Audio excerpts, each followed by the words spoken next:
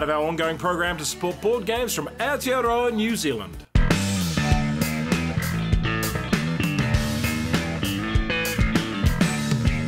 Kia ora koutou and welcome to Ovation in about 3 minutes. Prototype copy used. It has a solo mode. It's a game for 1 to 4 players, playing time is short, and it's a moderately complex game. In Ovation, you are a composer looking for the inspiration and patrons to support you, so you can compose sonatas, concertos, operas, and symphonies. Can you create the greatest musical legacy of all? During the game, players will claim these Maestro cards for victory points. The game ends when only 2 of those cards remain. The winner is the player with the most points, and you get them from many sources. Just look for the gold stars. Drafting. You'll select from 4 different types of cards in a central display. Action selection. Each turn you'll take one of the 4 actions at the top of your board. Engine building. Cards are added to these actions so you can chain powerful combos. Player turn. Set up the 4 rows of cards like so where everyone can reach them. Each row has a matching deck of cards you will draw replacements from. Then each player will choose one of the 6 composers and take their action board. Each composer has a special ability. Then grab 1 red, yellow and blue marker to track your passion, joy and sorrow scores on the piano. These are the 3 resources you will be using throughout the game. You also have a composer meeple and 1 musical note token. These notes are used for combos. The core of the game is taking one of the 4 actions along the top. The first of these is to seek inspiration. When you take this action, you may advance 1 resource 2 steps or 2 resources 1 step. The Seek Fortune action lets us buy an upgrade card from the Fortune row. This card costs the amount of resources shown in its bottom left. Here that is 3 of any color combination. Because the symbol on the card's top left matches the inspiration symbol,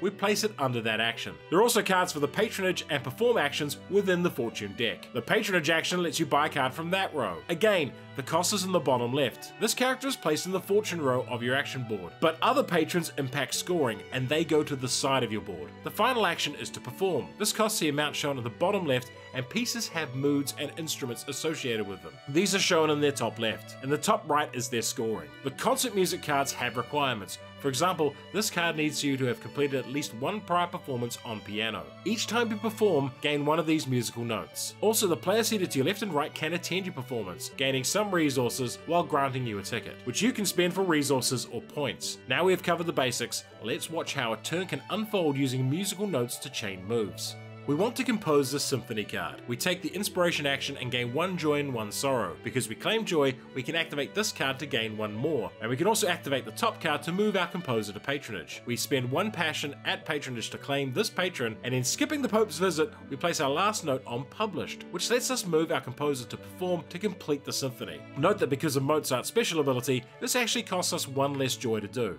At the end of your action, claim back all your notes. Why would you like this game? Now that last passage of play where I chain together all those notes to take a character with no resources to completing a symphony in 1 turn intrigues you, then Ovation might be a game for you. Because initially it looks like a pretty basic action selection game, about a nice, safe and accessible theme. But once you get into it and come across the engine building aspects of it, the true game is revealed, and it's a pretty sharp one. And that's who the game is for. While its rule set and overall look should appeal to casual gamers, there's a decision-making depth here for far more serious gamers. The Maestro cards also give you something to shoot at while playing as well. The best thing about this game is chaining together a monster turn. It's a great feeling. However, as mentioned, the move chaining make the game one where if you don't get how it works, you'll be left in the dust, making it perhaps not a great fit for families, despite having a very accessible theme. For a similar sense of combo building, you could check out Gizmos, and for a different take on engine building, try It's a Wonderful World. Ovation, the Lydian mode of board games. And if you enjoyed this video, hit the notification button, like, share, and subscribe to the channel.